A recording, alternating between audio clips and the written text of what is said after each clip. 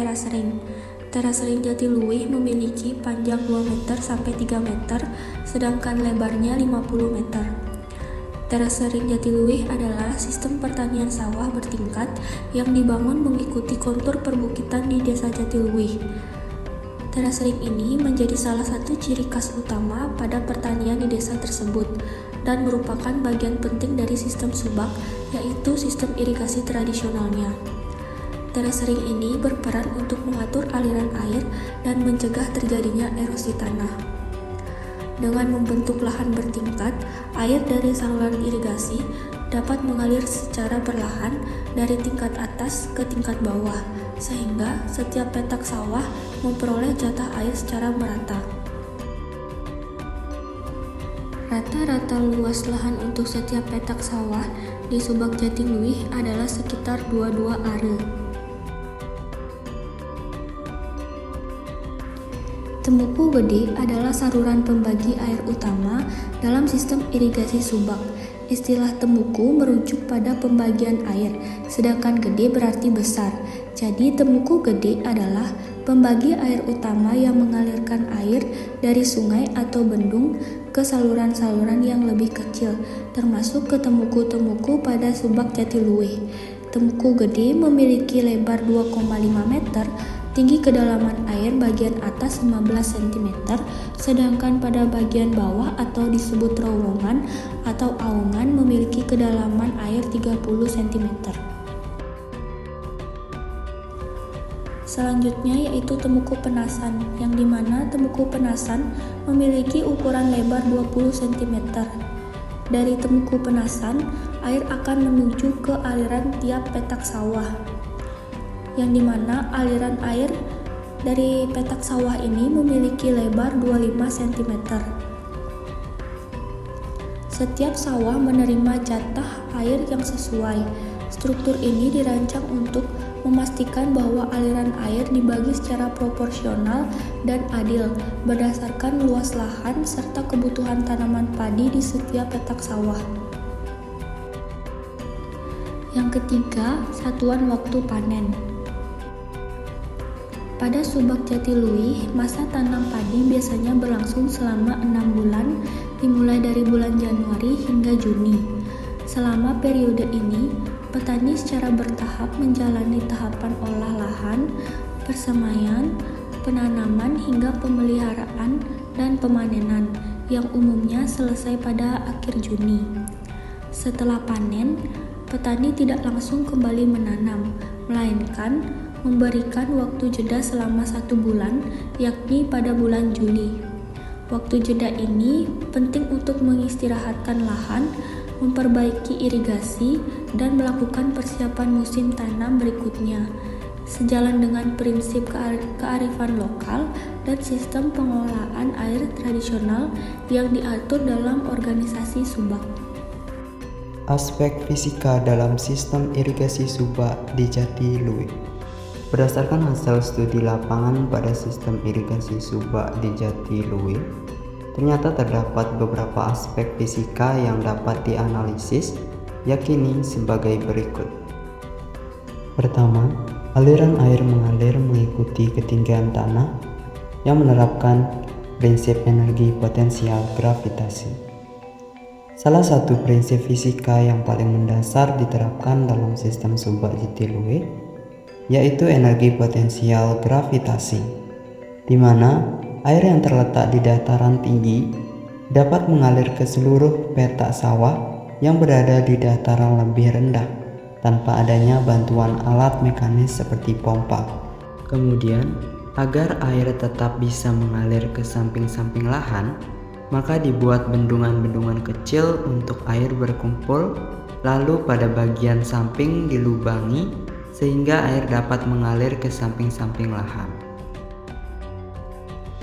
Kedua, pengaruh ukuran dengan kecepatan aliran air menerapkan hukum Bernoulli dan hukum kontinuitas, di mana ketika Pak Sumerte menyampaikan bahwa untuk mempercepat aliran air, aliran yang menuju ke sawah-sawah dibuat dengan ukuran kecil sekitar lebar 10 cm dan tinggi 8 cm. Hal tersebut menerapkan hukum Bernoulli, di mana air dari hulu memiliki tekanan yang lebih tinggi karena posisinya yang lebih tinggi. Ketika air mengalir ke bawah, tekanan ini akan berubah menjadi kecepatan aliran yang besar. Terlihat pada video, air yang mengalir dari jembatan menuju lahan sawah yang melewati saluran kecil, aliran airnya bergerak secara cepat. Kemudian untuk hukum kontinuitas, menyatakan bahwa dalam sistem fluida yang tertutup dan tidak bocor, debit air yang mengalir akan tetap konstan. Oleh karena itu, jika luas penampang mengecil, kecepatan aliran akan meningkat. Sebaliknya, jika luas penampang melebar, maka aliran air akan melambat.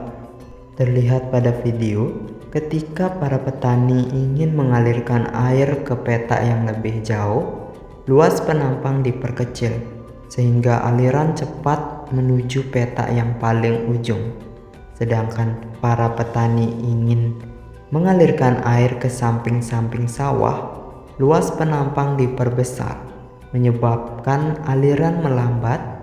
Hal ini diterapkan juga agar petak sawah tidak mengalami longsor dan erosi. 3. Pengaruh permukaan saluran yang menerapkan prinsip gesekan dan hambatan fluida.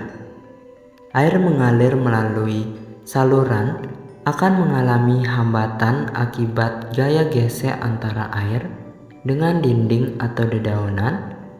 Saluran yang dibuat dari tanah, semen, atau bambu, atau pipa memiliki permukaan yang berbeda-beda tingkat kekasarannya, yang akan mempengaruhi tingkat kehilangan energi dalam aliran.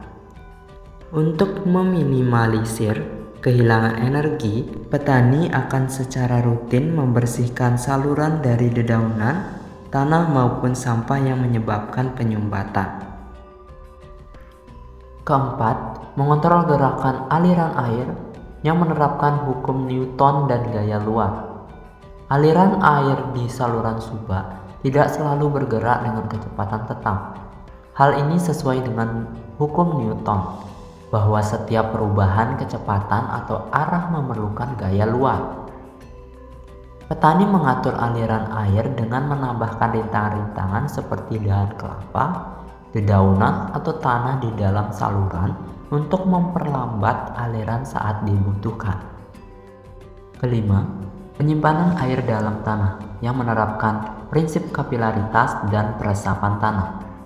Untuk menjaga agar padi tetap mendapatkan pasokan air atau agar tidak terjadi kekeringan, sistem subak di Jatiluwe ini setelah dianalisis memanfaatkan prinsip kapilaritas dan peresapan tanah.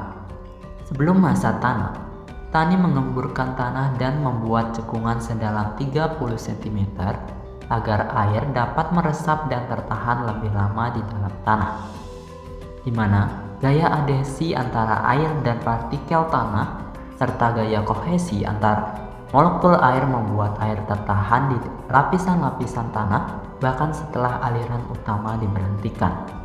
Maka dengan cara tersebut, tanah tetap lembab. Keenam, pencegahan longsor yang menerapkan prinsip stabilitas. Terasering di Subak Jatiluwe telah diwariskan secara turun-temurun, tetapi masih tetap terjaga kestabilannya melalui pemeliharaan yang struktural. Meskipun sudut kemiringannya tidak diketahui oleh para petani, namun para petani memahami bahwa kemiringan tersebut harus dijaga agar tidak menimbulkan erosi atau longsor. Dengan cara merapikan pinggiran dengan parang. Kemudian ketika hujan, para petani akan ke lahan untuk mengontrol air agar tidak meluap.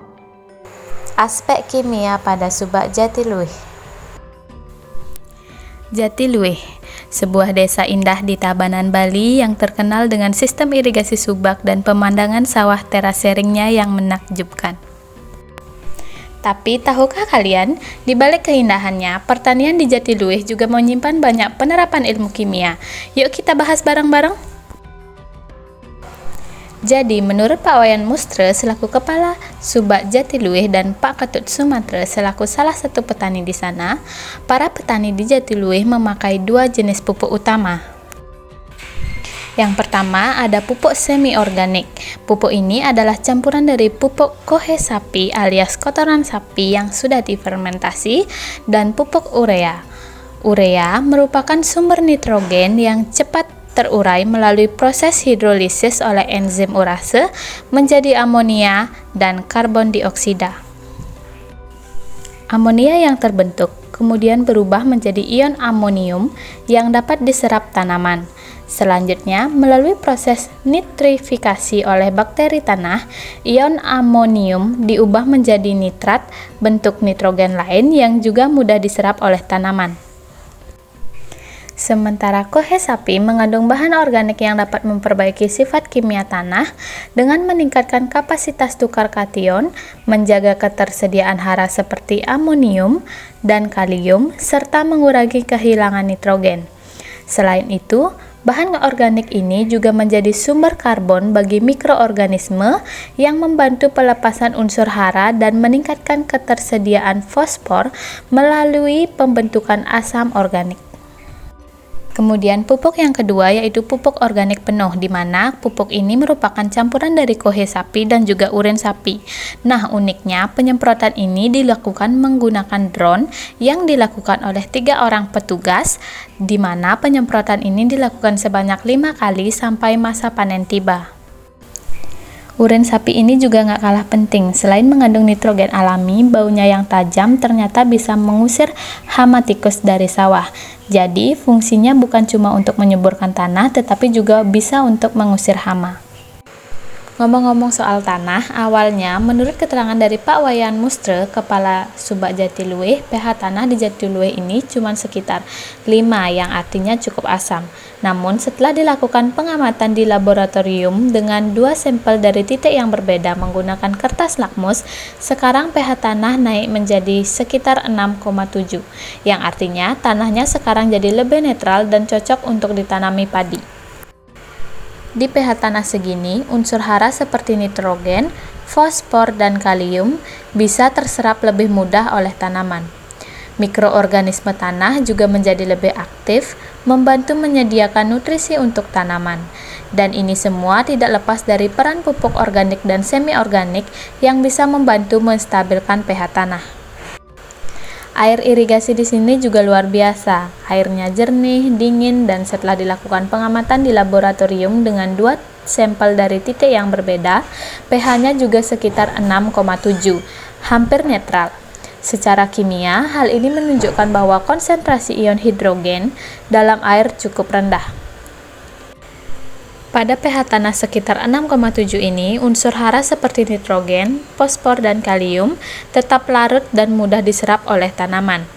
pH ini mencegah pelarut logam beracun seperti aluminium dan mangan, menjaga keseimbangan mikroorganisme tanah, serta meningkatkan kesehatan akar dan efektivitas pupuk.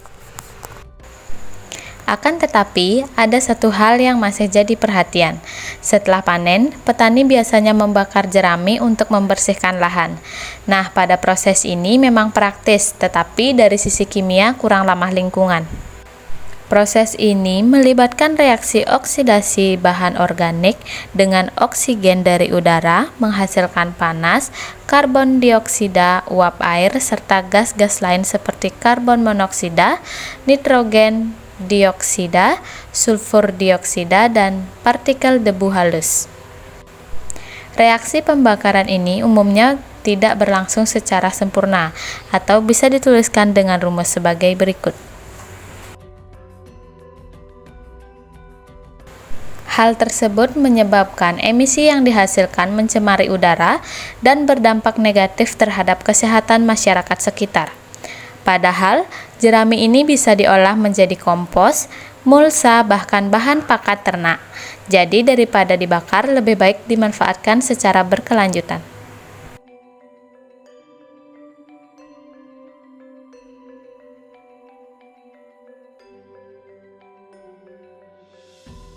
Di tengah bentangan sawah berundak di Jatiluwih, tersimpan harmoni yang rumit antara makhluk hidup dan lingkungannya.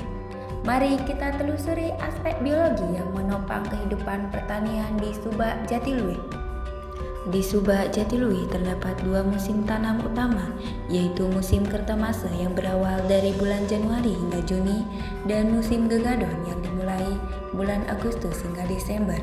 Pada musim kertamasa, petani menanam padi lokal seperti beras merah cendana, injin Bali, dan ketan. Sementara pada musim gegadon, palawija seperti jagung, kacang tanah, bawang putih, dan bawang merah lebih banyak ditanam. Sistem tumpang sari juga diterapkan seperti menanam jagung bersama dengan kacang tanah. Pola ini meningkatkan keanekaragaman hayati, efisiensi lahan, dan mengurangi dominasi hama. Setelah panen, sisa tanaman dibakar secara terbatas untuk menghasilkan abu yang memperkaya tanah. Selanjutnya digunakan pupuk kohi, yaitu kotoran sapi yang kaya akan nitrogen, fosfor, dan kalium. Ini memperbaiki struktur dan meningkatkan mikroorganisme pada tanah. Namun, pembakaran berlebih berdampak negatif, yaitu hilangnya karbon organik, kematian mikroba, hingga polusi udara. Sebagai solusi, petani menggunakan kompos, mulsa organik, dan fermentasi limbah pertanian untuk pupuk cair alami. Sawah basah mendukung kehidupan organisme akuatik seperti kakul, ikan kepala timah, berudu, dan capu.